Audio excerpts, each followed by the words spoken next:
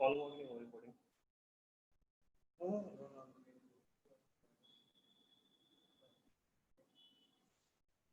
Recording हो गया ना? चलिए। Okay, students. Now we have to start. चले हम लोग अपने टॉपिक को स्टार्ट करें। चैप्टर आपका है Nelson Mandela walk to freedom. तो मैंने सबसे पहले बोला कि ये जो चैप्टर हम लोग पढ़ेंगे ये ऑलरेडी एक ऑटोबायोग्राफी जिसको ऑलरेडी नेल्सन मंडेला ने लिखा। 15 मिनट टाइम लिया हमने एक्स्ट्रा। तो ओके स्टूडेंट, हम लोग इस चैप्टर पे डिस्कस करते हैं। तो सबसे पहले देखो यहाँ पे, जैसा कि साउथ अफ्रीका की थोड़ी सी हिस्ट्री पे हम लोग फोकस करें तो आपने देखा किस तरीके से साउथ अफ्रीका में यूरोपियन कंट्रीज, सेम यूरोप के कंट्रीज पूरे वर्ल्ड की तरफ मतलब कि माइग्रेट किए थे। रीजन बिकॉज उनको फूड क्रॉप्स, कैश क्रॉप और भी ज्यादा अपने बिजनेस ट्रेड को भी फैलाना था उनका। उसी में आपने देखा कि यूरोप की कंट्रीज, यूरोपियन जो थे वो किस तरीके से साउथ अफ्रीका पहुंचते हैं। फिर वहां पे जाने के बाद उन लोगों ने धीरे धीरे अपना लेवल जो था, they made themselves as the master of South Africa. और किस तरीके से वहां के ब्लैक पीपल जो कि वहां के नेटिव लोग थे, उन लोगों के ऊपर उन लोगों ने डिस्क्रिमिनेट करना शुरू कर दिया, उन लोगों को एक्सप्लॉइट करना शुरू कर दिया। मतलब क्या, the European started to treat the native people of South Africa as slaves। नहीं है वहां पे आपने किस तरीके से साउथ अफ्रीका के लोगों को किसी तरह कोई राइट्स नहीं था। दैट्स व्हाई उन लोगों ने फाइट स्टार्ट किया। ये सारे टॉपिक आप लोग 10th चैप्टर है ना तुम्हारा, एक चैप्टर है इंडस्ट्रियलाइजेशन, एक चैप्टर या फिर ग्लोबल वर्ल्ड हिस्ट्री का जो चैप्टर है उसमें इसको तरीके से हम लोग डील करेंगे। तो हमें चलना है कैसे, Nelson Mandela long walk to freedom. तो सबसे पहला ही है बिफोर यू, इसमें टॉपिक क्या क्या पढ़ना है। तो सबसे पहले आपको देखना है क्या पढ़ते हैं, मतलब एक ऐसा पॉलिटिकल सिस्टम में जिसमें समाज बटा हुआ है ऑन देयर कलर्स के आधार पे बटा हुआ है। जैसे में आपने साउथ अफ्रीका में देखा ब्लैक एंड व्हाइट के बीच में डिवीजन था। तो ब्लैक एंड व्हाइट के बीच में जिसमें व्हाइट कौन थे, यूरोपियन, और ब्लैक कौन थे आपके, ब्लैक थे कहाँ के, साउथ अफ्रीका के जो नेटिव लोग थे वो थे। और किस तरीके से उनके बीच में कॉन्फ्लिक्ट था, पॉइंट था।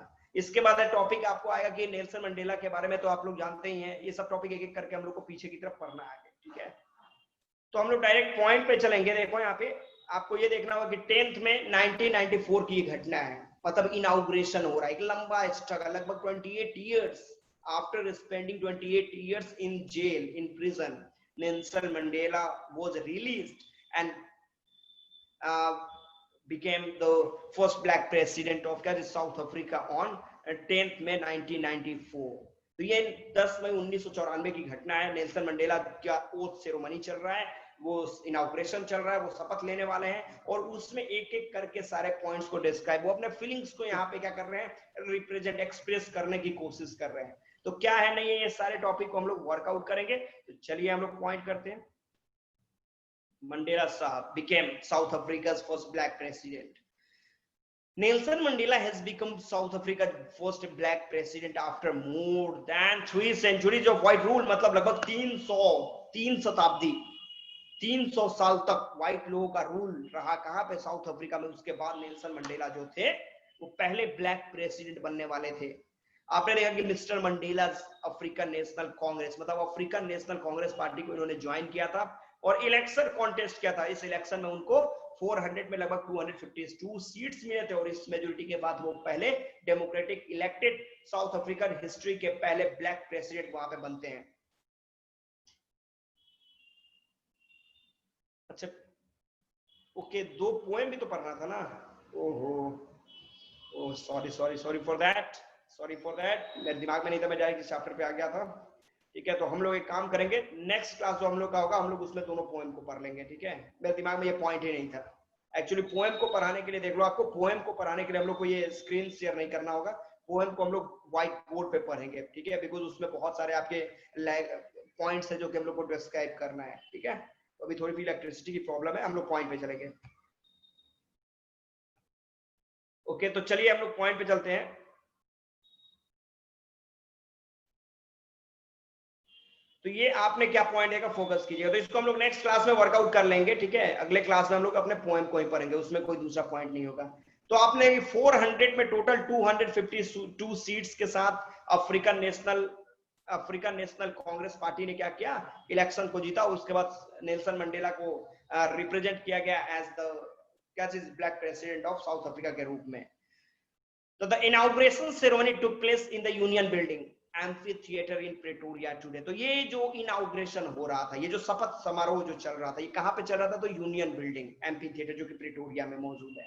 लगभग इसमें पूरे वर्ल्ड के आपके पॉलिटिशियंस, इंपॉर्टेंट पर्सनालिटी, डिग्निटरीज, लगभग 140 कंट्रीज के यहाँ पे लीडर्स ऑलरेडी आए हुए हैं, ठीक है, आए हुए हैं। आखिर इस दिन का इंपॉर्टेंट समझ सकते हो आप लोग।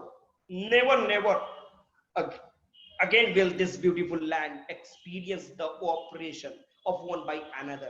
तो अब कभी भी आपने देखा क्या कि यहाँ पे नेल्सन मंडेला का स्टेटमेंट है कि अब कभी, मतलब 10 मई 1994 के बाद कभी भी एक कम्युनिटी दूसरे कम्युनिटी के ऊपर कभी भी एक्सप्लॉइट का पॉइंट नहीं करेगी, कोई डिस्क्रिमिनेशन नहीं चलेगा on the basis of colours, on the basis of caste, on the basis of status.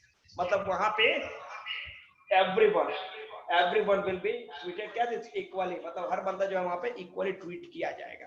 इसको नेल्सन मंडेला जो अपने एड्रेस में बोलते हैं।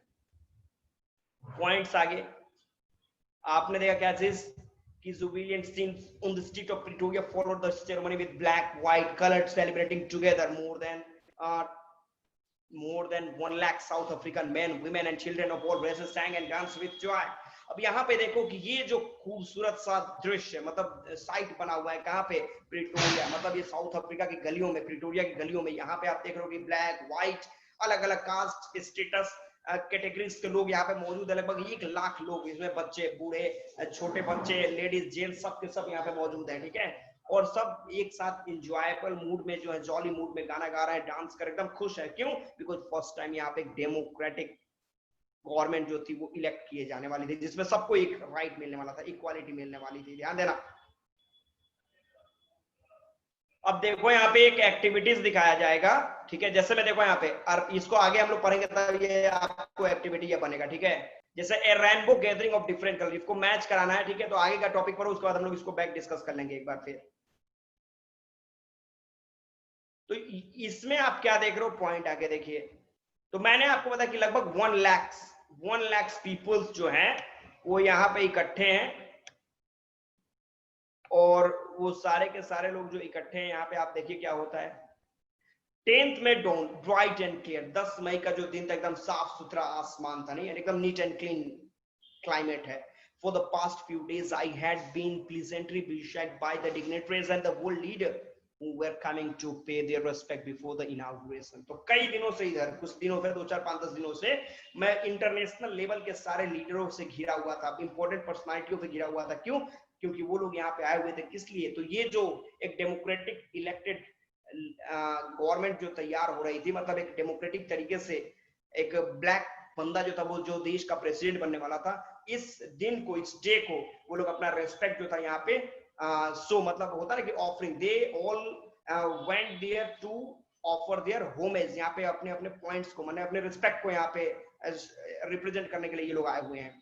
तो फिर यहाँ पे बताता है कि the inauguration would be the largest gathering, मतलब ये जो इनॉग्रेशन, ये दुनिया का सबसे बड़ा लार्जेस्ट गैदरिंग होने वाला है, जिसमें इंटरनेशनल लेवल के लीडर साउथ अफ्रीका की जमीन पे पहली बार यहाँ पे इकट्ठे हुए हैं। आपने देखा कि ना कि आपके देश के जब प्रधानमंत्री जब थे नरेंद्र मोदी, जब 2014 में जब पीएम बनने वाले थे, तो उन्होंने क्या किया था, पूरे इंटरनेशनल लेवल के लीडर्स को उन्होंने इन्वाइट किया था।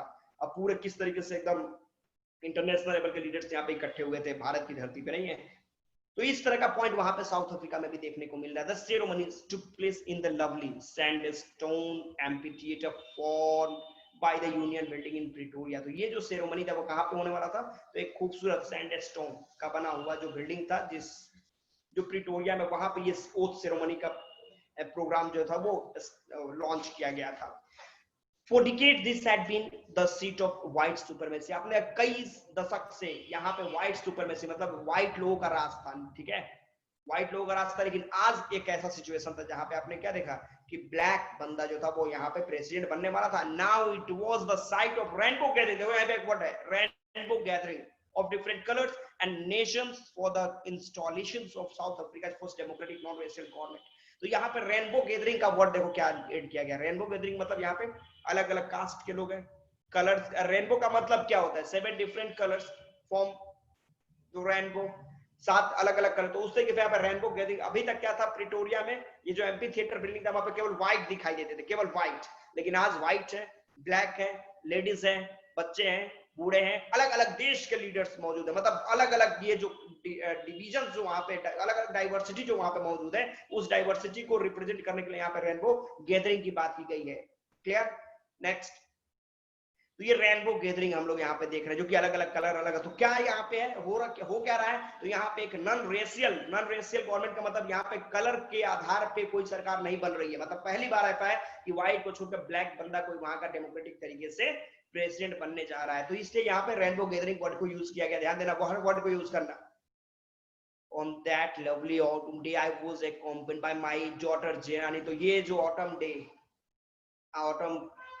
डे जो है, इसमें मैं अपनी डॉटर, इनकी डॉटर का नाम जेनानी है, ध्यान देना, इनकी डॉटर का नाम जेनानी। तो ये आगे है, इनकी बेटी इनके पीछे पीछे। ऑन द पोडियम पे सबसे पहले मिस्टर डे क्लर्क वो the first son in the second deputy. मतलब मिस्टर डे क्लर्क जो थे वो सबसे पहले शपथ लेते हैं, किसके रूप में, तो सेकंड डिप्टी प्रेसिडेंट के रूप में। उसके बाद फिर कौन आता है, ध्यान देना, मिस्टर डे क्लर्क जो है वो सबसे पहले सेकंड डिप्टी प्रेसिडेंट का शपथ लेते हैं। फिर सेकंड टाइम में कौन शपथ ले रहा है, ध्यान दें, स्टोरी नहीं तो खैर फैक्ट है, इससे बहुत ज्यादा इंपॉर्टेंट क्वेश्चन निकलते हैं। सेकंड है थैबो मैप की, जो ये कि फर्स्ट डिप्टी प्रेसिडेंट के रूप में सेकंड टर्म में। अब फिर थर्ड मेरा टर्म आता है, मतलब नेल्सन मंडेला जो कि प्रेसिडेंट के रूप में शपथ लेने वाले थे।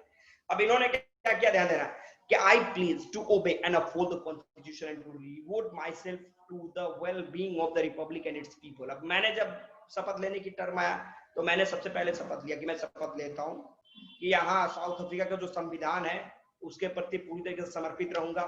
मैं अपने आप को पूरी तरीके से डिवोट कर दूंगा यहाँ के रिपब्लिकन सिस्टम प्लस यहाँ के लोगों के लिए, मतलब अपने आप को समर्पित करूंगा। देखो यहाँ पे रिपब्लिकन पॉइंट, ध्यान देना, रिपब्लिक मतलब जानते हो क्या होता है, रिपब्लिक मतलब where the head of a country is elected by the people. यहाँ पे देश का हेड जो होता है पब्लिक के द्वारा चुना जाता है, उसको रिपब्लिकन कंट्री बोलते हैं। तो यहाँ पे भी वो सिस्टम चलता है कि इन्होंने शपथ लिया कि मैं यहाँ के लोग और रिपब्लिकन सिस्टम प्लस कॉन्स्टिट्यूशन का सम्मान करूंगा। To the assemble guest and the watching world I say, जो पूरे मेहमान जो यहाँ पे इकट्ठे हुए थे प्लस पूरा दुनिया जो देख रहा था, सारी दुनिया की नजर जो थी वो साउथ अफ्रीका पे थी। भाई ये पहली बार non democratic non racial government बन रही थी जिसमें एक ब्लैक बंदा जो था वो साउथ अफ्रीका का प्रेसिडेंट बनने वाला था। पूरी दुनिया देख रही थी कि कैसा माहौल है। तो उन सबसे ये कहते हैं, क्या कहते हैं, ध्यान देना, today all of us do by our presence here confer glory and hope to newborn liberty। देखो यहाँ पे इन्होंने न्यूबॉर्न लिबर्टी की बात की है, ठीक है। तो इन्होंने बोला कि आप सबके प्रेजेंस में आप देख रहे हो कि हम लोग उम्मीद करते हैं जो हम लोग को ये क्या चीज न्यूबॉर्न लिबर्टी मिली हुई है। तो न्यूबॉर्न लिबर्टी का मतलब फर्स्ट चाइल्ड, ऐसा होने वाला था जबकि ब्लैक को ये आजादी मिली थी कि वो देश को लीड करे। तो first child the black got liberty to lead the nation. That's why इसको उन लोगों ने न्यूबॉर्न लिबर्टी का, पहली बार ब्लैक वालों को भी सेल्फ डिग्निटी मिली थी, सेल्फ रेस्पेक्ट मिला था। Now the black were capable, now मतलब ड्यूरिंग दैट टाइम की बात कर रहे हैं हम लोग कि black were capable to take catch a decision to play a very important role in political decision making process। तो यहाँ पे इन्होंने न्यूबॉर्न लिबर्टी की बात की थी कि आज यहाँ पे ब्लैक एंड व्हाइट के बीच में कोई डिफरेंस नहीं था, both were treated equally। out of the experience of an extraordinary human disaster, word देखो यहाँ पे ह्यूमन डिजास्टर की बात की गई है। तो मतलब जिसे हम लोग इमेजिन नहीं कर सकते वो ह्यूमन, जब मैं अपने ही देश में देख लो, इंडिया को जब आजादी मिली तो क्या ऐसे ही अंग्रेजों ने क्या किया, थाली में आजादी लेके परोस दिया क्या हमारे सामने। इस आजादी to achieve this freedom most of the freedom fighters of our country spread their blood like water to irrigate the freedom of our country, they sacrifice themselves। तो बहुत सारे ऐसे पर्सनालिटी है, बहुत सारे फ्रीडम फाइटर्स हमारे देश के लोगों ने अपने आप को सेक्रीफाइस किया, तब हिंदुस्तान को आजादी मिली। तो सेम यहाँ पे वो सिचुएशन दिखा रहा है कैसे कि एक बहुत बड़ा ह्यूमन डिजास्टर हुआ। ह्यूमन डिजास्टर का मतलब कितने ब्लैक लोगों ने अपने आप को कुर्बान किया, मतलब अपने आप को सेक्रीफाइस किया इस न्यूबॉर्न लिबर्टी के लिए। लिबर्टी क्या थी कि यहाँ पे ब्लैक को भी इक्वल राइट मिल रहा था पॉलिटिकल क्षेत्र में, पॉलिटिकल एराज में। मतलब now black and white both we are running on the same platform and there was no any discrimination between both. दोनों के बीच में कोई डिस्क्रिमिनेशन, कोई डिवीजन नहीं था, both were same। अगर आप if you were the citizen of South Africa, then you could क्या चीज contest election and come in power. तो ये आप मिल रहा था आजादी, किसको? ब्लैक वालों को आजादी मिल रही थी. तो must be born a society of which all humanity will be proud. तो एक बहुत बड़ा ह्यूमन डिजास्टर हुआ जिसमें ब्लैक वालों ने अपने आप को सेक्रीफाइस किया, कई ब्लैक लीडर्स ने अपने आप को सेक्रीफाइस किया. उसके बाद एक ऐसा समाज की संरचना, मतलब एक ऐसा कंस्ट्रक्टेड सोसाइटी बन रहा था जहां पे ब्लैक व्हाइट के बीच के डिफरेंस को हटाते हुए बात केवल ह्यूमैनिटी की हो रही थी, मानवता की हो रही थी. ध्यान देना. We who were outlaws not so long ago have today been given the rare privilege to be host to the nation of the world on our own soil. तो हम लोग we देखो, we किसको बोल रहे हैं? This word has been used here to represent क्या? Black community. यहाँ पे black community को represent करने के लिए we का यूज किया गया है. तो इन्होंने बोला कि we मतलब हम लोग, जो कि बहुत लंबे समय तक आपने देखा है कि कानून मतलब लॉ के बाहर थे हम लोग, हमारे पास कोई अधिकार नहीं था, कोई राइट्स नहीं था, केवल हम लोग वी वर ट्रीटेड लाइक क्या चीज, स्लेव्स, गुलामों की तरह हम लोग को ट्रीट किया जाता था. लेकिन आज हम लोग को, मतलब बात 10 मई 1994 की बात हो रही कि 10 मई 1900 मतलब 1994 के बाद आज के दिन हम लोग को ये अधिकार मिला था कि हम लोग पूरे इंटरनेशनल लेवल के जो लीडर्स हैं पूरे दुनिया को हम लोग अपने साउथ अफ्रीका की जमीन पे स्वागत कर रहे थे. मतलब हमें होस्ट बनने का मौका मिला था. We thank all of our Destiny Guides international guests for having come to take position with the people of our country of what is after all a common victory for justice, for peace, for human dignities. और यहाँ पे ये धन्यवाद देते हैं किसको? जितने भी इंटरनेशनल लेवल के गेस्ट हैं जो यहाँ पे प्रेजेंट है उनको धन्यवाद देते हैं. भैया आप सभी का धन्यवाद कि आपने इस दिन मतलब 10 मई के दिन आपने यहाँ पे जो non democratic non racial government बन रही, जहाँ पे हम लोग शपथ ले रहे हैं, ब्लैक बंदा जो प्रेसिडेंट का शपथ ले रहा है, यहाँ पे आप सब यहाँ पे मौजूद हैं इस दिन को मतलब मेमोरेबल बनाने के लिए, क्योंकि आज के दिन आपने देखा कि कॉमन विक्ट्री हुई है किसकी? जस्टिस की, पीस की और ह्यूमन डिग्निटीज की. मतलब सबको एक सेल्फ रेस्पेक्ट वाला पॉइंट मिलने जा रहा है. तो आप सबका धन्यवाद. We have at last achieved our political emancipation. At last हमने, जैसा कि आपने देखा कि पहले ब्लैक वालों को, मैंने आपको पहले भी बताया था कि ब्लैक्स जो लोग थे उन लोगों को कोई अधिकार नहीं था. They did not have any right to take any decisions in क्या चीज? Political infrastructures. मतलब वो पॉलिटिकल क्षेत्र में किसी तरह के डिसीजन लेने के लिए वो लोग कैपेबल नहीं थे, उनको ये सारे राइट नहीं थे. लेकिन आज हम लोगों ने एट लास्ट पूरे सेक्रीफाइस के बाद हम लोगों को वो दिन मतलब वो आजादी मिली, वो अचीव किया वो पॉइंट हम लोगों ने, जिसमें हम लोग भी पॉलिटिकल इमेंसिपेशन में पार्टिसिपेट कर सकते हैं. मतलब यहाँ पे आप हमारे ऊपर जो रेस्ट्रिक्शन थे वो सारे रेस्ट्रिक्शन हट चुके हैं. अब हम भी देश को लीड कर सकते हैं. We pledge ourselves to liberate. Everyone is getting me? सबको audio video both are clear? Yes or no? Yes sir. Any problem? No sir. Are you feeling any problem to understand what I explaining here? No sir. समझ में आ रहा है सबको? Yes sir.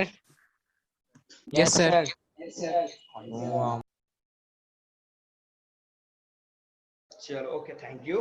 चलो हम लोग अगले पॉइंट की तरफ चलते तरीके से. जहां पे प्रॉब्लम है आप लोग उस पैराग्राफ को फिर से बोल देंगे कि पैराग्राफ को फिर से एक्सप्लेन करवा. कैन वी गो फॉरवर्ड, आगे बढ़े? Okay let's okay let's go. अब देखो यहाँ पे कंडीशनल में कहां पे था. ओके तो यहाँ पे ये धन्यवाद थैंक्स बोलते हैं. चलो यहाँ पे we have at last achieved our political emancipation. At last हमने पॉलिटिकल क्या राइट्स को अचीव किया जिसकी मदद से हम लोग भी पॉलिटिकल क्षेत्र में पार्टिसिपेट कर सकते हैं. We can also play the important role in decision making policies of our country. तो यहाँ पे we pledge ourselves to liberate all our people from the continuing bondage of poverty. हम लोग शपथ कि हमारे लोग ऑल आवर पीपल का मतलब यहाँ पे देखो क्या है. आवर पीपल मतलब दोनों की बात की जा रही है, ब्लैक एंड व्हाइट दोनों की बात की जा रही है कि हर एक बंदा जो है वो आजाद होगा गरीबी से. डेप्रिवेशन का मतलब होगा क्या चीज कि डेप्रिवेशन का मतलब जिसमें एक को ज्यादा राइट मिले दूसरे को कम मिले, तो उससे भी आजादी कि सबको इक्वल वाला फीलिंग्स आनी चाहिए. सफरिंग जेंडर के आधार पे कोई डिस्क्रिमिनेशन नहीं, ये सारे डिस्क्रिमिनेशन को खत्म करेंगे हम लोग और सबको एक मतलब प्लेटफॉर्म पे इक्वली ट्रीट की जाएगी. सब everyone will be treated equally on the single platform. never and never again shall it be that this beautiful land will again experience the oppression of one by another. और फिर से कभी ऐसा situation नहीं आएगा जिसमें एक कम्युनिटी किसी दूसरे कम्युनिटी के ऊपर कोई भी अत्याचार या फिर कोई भी ऑपरेशन करेगी. मतलब no one will be oppressed no one will be क्या चीज, ऑपरेशन, कोई ऑपरेशन नहीं बनेगा और नीदर कोई ऑपरेस्ड बनेगा, मतलब everyone will be treated equally as the citizen of क्या चीज, साउथ अफ्रीका, चाहे वो ब्लैक है या फिर व्हाइट है, उससे मतलब नहीं है। पॉइंट आगे फोकस कीजिएगा, चैप्टर 4 नहीं बहुत ही ज्यादा इंपॉर्टेंट है, ध्यान दीजिएगा। The sun shall never set on so glorious a human achievement। सूर्य जो है आज जो ये 10th मई का जो दिन है, इस तरह का दिन ये सूर्य भी कभी नहीं देखेगा। Let freedom ruin, God bless Africa. चलो इस आजादी को बरकरार रखते हैं और भगवान करे कि साउथ अफ्रीका को आशीर्वाद इसी तरह देता रहे। तो यहाँ पे नेल्सन मंडेला जो है इस पॉइंट को देखते हैं, ठीक है। अब देखो कुछ क्वेश्चन है, एक क्वेश्चन हम लोग थोड़ा सा डिस्कस कर लेते हैं। देखो पहला क्वेश्चन जो आपने टॉपिक पर उसमें, where did the ceremonies take place, ये जो ओथ सेरेमनी हो रहा था, इनॉग्रेशन हो रहा था, ये कहां पे हो रहा था, किस जगह पे, where did the ceremony take place, amphitheatre Union Building at Pretoria, ये ना है।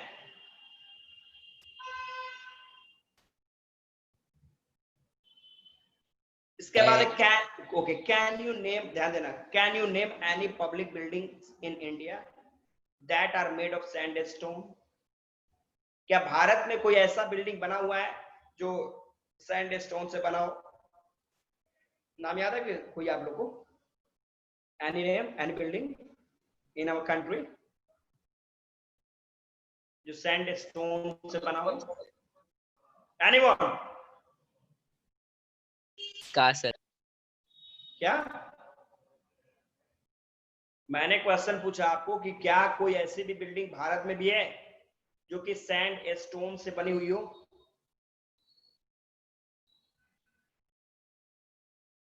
Any building?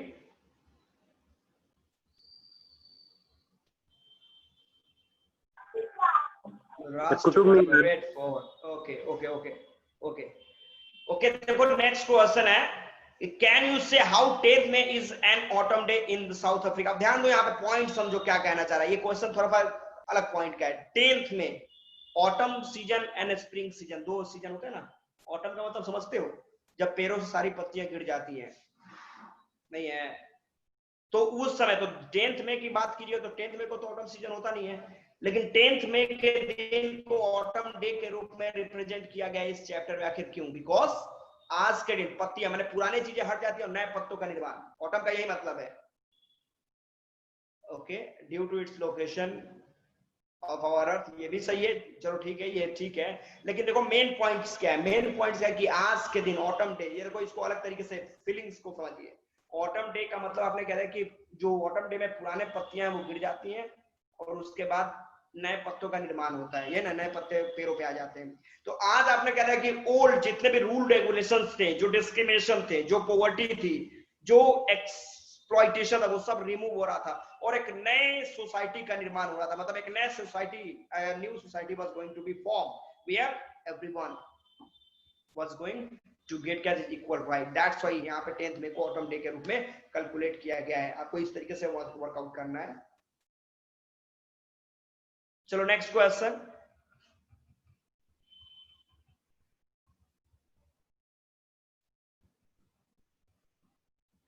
at the beginning of his speech Mandela mentioned an extraordinary human disaster। extraordinary human disaster का मतलब क्या हुआ? मतलब here Nelson Mandela was talking about the sacrifices of all those black people who sacrificed themselves to bring the blacks on the same platform where the whites were just available। तो ये extraordinary human disaster की बात कर कि वो सारे black जिन लोगों ने अपने आप को सेक्रीफाइस करा, अपने आप को जिन लोगों ने व्हाइट ने टॉर्चर किया, लेकिन उसके बावजूद भी वो स्टैंड रहे कि नहीं हमें भी राइट चाहिए, और उसके बाद एट लास्ट ब्लैक को वो सारे आजादी दिलवाई, जिसके बाद आपने देखा नेल्सन मंडेला जो थे वो फर्स्ट ब्लैक प्रेसिडेंट बन रहे थे। फिर यहाँ पे देखो व्हाट डज मंडेला, अपने को म्यूट करें, अमन म्यूट योरसेल्फ।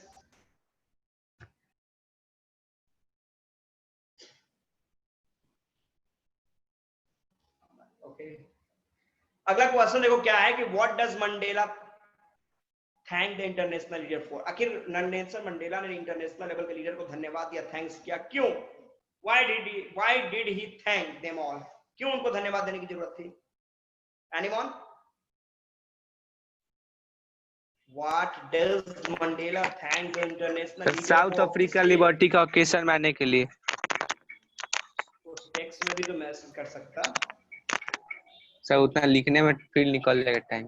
अच्छा चलो ठीक है, because they all were present in South Africa to express, to represent, to to show their respects toward a non-racial government। मतलब वहां पे जो एक non-racial प्योर डेमोक्रेटिक तरीके से एक रिपब्लिकन गवर्नमेंट जो तैयार हो रही थी, in which Nelson Mandela was going to take the oath of the first black president, उसको जो रेस्पेक्ट देने के लिए वो सारे के सारे लोग इकट्ठे हुए। Because of that Nelson Mandela thanks each and everyone.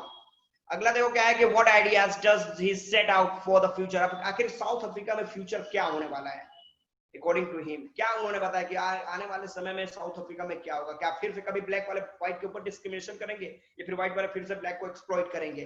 क्या कैसा समाज की बात किया उन्होंने? He says that all the people will be free from poverty, deprivation, and discrimination. Very good, excellent. मतलब he talks about such a society where everyone will get कैसे self dignity, self respect, equality in each and every field। ये ना आप बोलना चाहते हो? तो इस तरह के सोसाइटी की बात इन्होंने किया। चलो सही है, आगे नेक्स्ट पॉइंट पे हम लोग चलते हैं। तो यहां तक आपने देखा, ये क्वेश्चन पे फोकस करेंगे। अगर आपका देखो यहाँ पे अगर हर एक पैराग्राफ द बेस्ट तरीके से आप समझ रहे हो तो कंडीशंस क्या होगा कि हर क्वेश्चन आप इजी तरीके से बना लोगे। नेक्स्ट है, a few moments later we all lifted our eyes in the as a spectacular array of South African jets, helicopters and troop carrier rode in the perfect formation over the Union building। अभी आप लोग ये discuss कुछ बता ही रहे थे, तभी अचानक सबकी नजर ऊपर जाती है। क्या? तो जेट प्लेन जो है, जैसे मैं आपके देश में रफेल आया ना, उस तरीके से जो साउथ अफ्रीका में जो जेट्स विमान है वो ऊपर की तरफ उड़ रहे नहीं है। तो इसको सब लोग देखते हैं, क्या बात है यार, देखो ये ऊपर देखो। जैसे मैं आप देखते हो ना, आपके यहाँ जब 15 अगस्त या 26 जनवरी को जब रेड फोर्ट में जब तिरंगा फहराया जाता है, तो सारे के सारे आप 26 जनवरी को भी देखते हो कि क्या पूरे के पूरे फोर्स जो होता है अपने अपने हथियारों को जो है वो रिप्रेजेंट किए जाते हैं ना, ये सब चीजों को दिखाई जाती है। तो एक डेमोक्रेटिक कंट्री को रेस्पेक्ट दिखाने के लिए सब चीजें की जाती है। तो it was not only a display of pin point precision and military force, but a demonstration of the military loyalty to democracy, to a new government that had been freely and fairly elected। तो कहने का मतलब यहाँ पे ये नहीं है कि वो अपने जेट विमान को दिखा रहे हैं या फिर अपनी ताकत को दिखा रहे हैं, वो दिखा रहे हैं कि एक डेमोक्रेटिक तरीके से इलेक्टेड गवर्नमेंट के प्रति ये आर्मी जो है, मिलिट्री जो है वो लॉयल रहेगी और इस गवर्नमेंट की बातों को मानेगी। Only moment before, कुछ समय पहले ही आपने देखा था कि the highest general of the South African Defence Force and Police, their chest beaded with a ribbon and medals from days gone by, saluted me and pleased their loyalty। आपने क्या देखा कि यहाँ पे साउथ अफ्रीका के जो defence के जो हेड लोग हैं, चाहे वो जनरल हो, तो सब आज उनके यहाँ होते देखते हो ना कि 15 का 26 जनवरी के दिन उन लोगों को जो मेडल्स दिए जाते थे, वो मेडल सब लगे हुए हैं। तो अभी तक आपने देखा कि वो लोग सब आए, वो मेरे को सब सैल्यूट कर रहे हैं। सैल्यूट कर रहे हैं, क्यों सैल्यूट कर रहे हैं? क्योंकि वो अपने they all wanted to show their loyalty, वो लोग अपनी लॉयल्टी को दिखाना चाह रहे हैं। ठीक है, I was not unmindful of the fact that not so many years before they would not have saluted but arrested। मैंने इस चीज को देखा था भाई 2-4-5 साल पहले, इन सैल्यूट की बात सुनी तो मेरे को अरेस्ट करके जेल में बंद कर दिया था इन लोगों ने। लेकिन आज फाइनली एट चरण ऑफ इम्फाला जेट, तभी अचानक है कि इम्फाला, जब हमारे यहाँ एक ना अलग अलग तरह के विमान होते हैं, जेट विमान होता है, उस तरह पे इम्फाला वहां का एक विमान है जो कि ऊपर की तरफ उड़ता है और प्लस उसके पीछे ब्लैक, रेड, ग्रीन, ब्लू अलग अलग तरह के क्या फ्लैग को दिखाते हुए आगे की तरफ उड़ते हैं। धुआं भी निकल रहा है उसमें। तो ये गजब का मतलब एक मेमोरेबल डे बन रहा है यहाँ पे, याद रखो। यहाँ पे इस डे को मतलब ये जो इनॉग्रेशन हो रहा है, इस इनॉग्रेशन को इन लोगों ने मेमोरेबल बनाने की पूरी कोशिश किया है। फिर पॉइंट क्या होता है? The day was symbolized for me by the playing of our two national anthem। यहाँ पे 2 नेशनल एंथम गाए गए।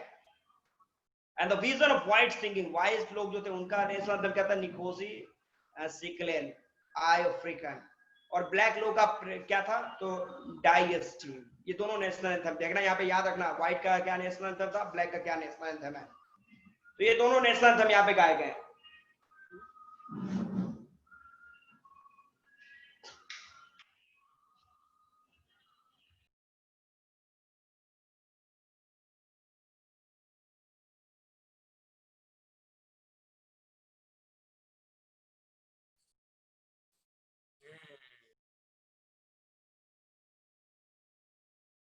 ओके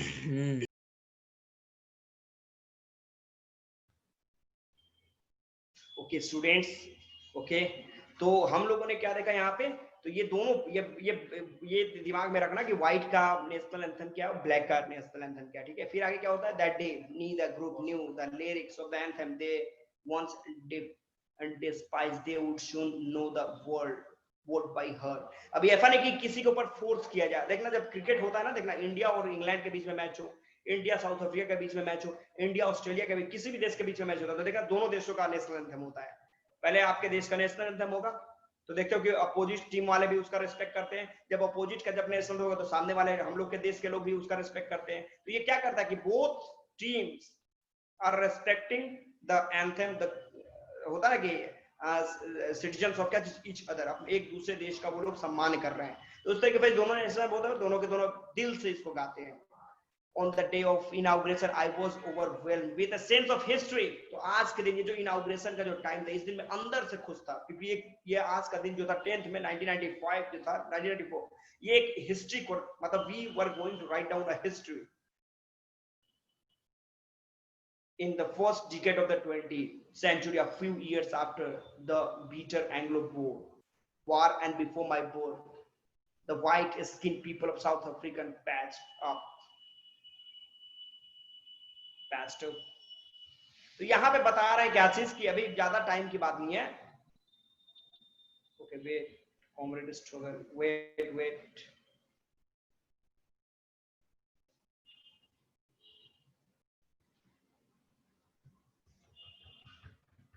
तो यहाँ पे नेल्सन मंडेला बता रहा है कि बहुत पहले की बात नहीं, अभी तक आपने, क्योंकि आपने देखा कि मंडेला साहब जो थे ट्राइबल ग्रुप से जुड़े हुए थे, तो ये बता रहा है कि बहुत पहले नहीं, अभी तक हम लोगों ने देखा था। कहाँ भाई चला गया,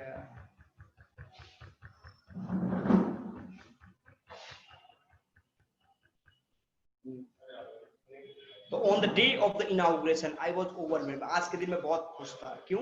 बिकॉज अभी आपने देखा था बहुत पहले कि एंग्लो बोर वॉर जो चल रहा था, मतलब आदिवासियों का व्हाइट लोगों के बाद क्या था, फाइट चल रहा था, स्ट्रगल चल रहा था, क्योंकि व्हाइट वाले जो थे वो साउथ अफ्रीका के जो नेटिव लोग थे, उन लोग किस तरीके से रेशियल डिस्क्रिमिनेशन उनके साथ करते थे, प्लस उनको किसी भी तरह का राइट्स नहीं दिया गया था। मतलब the blacks were treated same like animals, slaves, गुलामों की तरह उनको ट्रीट किया जाता था।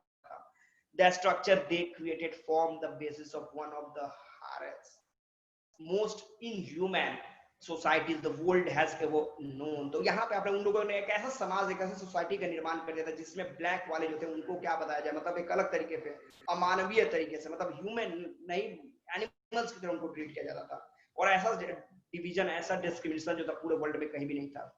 Now in the last decade of the 20th century, अब हम लोग देख रहे हैं कि and my own 8 decade as a man, that system had been, पूरी तरीके से अब ये सिस्टम लगभग आपका खत्म हो चुका। Recognize the right and freedom of all the people, और ये सिस्टम जो था, जो अभी कुछ दिन पहले तक चलता था, वो खत्म हो चुका है। आज हर बंदा जो है उसको इक्वल राइट है, सबको आजादी है, रिगार्डलेस, ये किसी कलर के ऊपर नहीं है, ये आपके नेशनलिटी के ऊपर है कि अगर आप साउथ अफ्रीकन हैं, अगर आप अपने नेशनलिटी में साउथ अफ्रीका लिखते हैं, तो आप ब्लैक हैं, व्हाइट हैं, लेडीज हैं, जेंट्स हैं, उससे मतलब नहीं है, you will get each and every rights. तो यहाँ पे ये पॉइंट स्टूडेंट होगा, ठीक है। तो देखो यहाँ पे हम लोगों ने इस पॉइंट को लिख लिया, यहाँ तक आप लोग ट्रिक आउट कर लेंगे, ठीक है। और जो बैक का अभी तक आपने देखा कि देखो, मैं थोड़ा सा एक समरी अभी तक बता देता हूँ आपको, ठीक है। तो आप देख रहे हो कि 10th में के दिन नेल्सन मंडेला जो है वो फर्स्ट ब्लैक प्रेसिडेंट के रूप में शपथ लेने वाले हैं, जिसमें पूरे इंटरनेशनल लेवल के लीडर, लगभग 140, मोर देन 140 कंट्रीज के यहाँ पे लीडर्स जो है वो, प्लस डिग्नेटरीज जो है मौजूद हैं, जिनको नेल्सन मंडेला जब अपने एड्रेस कर रहे हैं उन लोगों को, तो उनको सबसे पहले थैंक्स बोलते हैं टू बी प्रेजेंट हियर। इसके बाद आपने देखा कि इन्होंने बताया कि भाई ब्लैक एंड व्हाइट के बीच में जो डिवीजन था, वो डिवीजन अब खत्म हो चुका। अब ब्लैक जो है, black people have also got cases all political emancipation, सब चीजें उनको मिल चुकी हैं।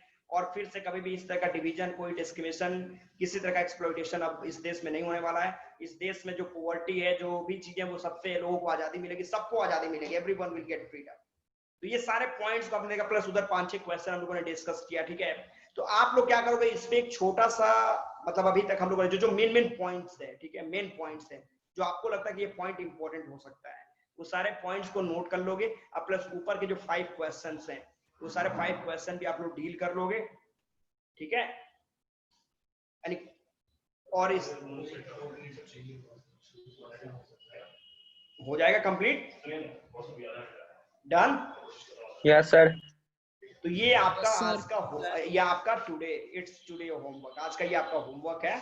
आप लोग उधर के जो बैक 5 क्वेश्चन वो 5 क्वेश्चन करेंगे, आप प्लस इसके जो इंपॉर्टेंट नोट्स आपको लगता है कि इंपॉर्टेंट टॉपिक हो सकते हैं उसको भी आप लोग नोट्स कर लेंगे। सारे डेट्स, सारे कैरेक्टर्स, जितने भी लोगों का नाम आपने देखा, ये सब चीज इंपॉर्टेंट इवेंट्स, ठीक है, ये सब चीज को आप लोग नोट कर लेंगे।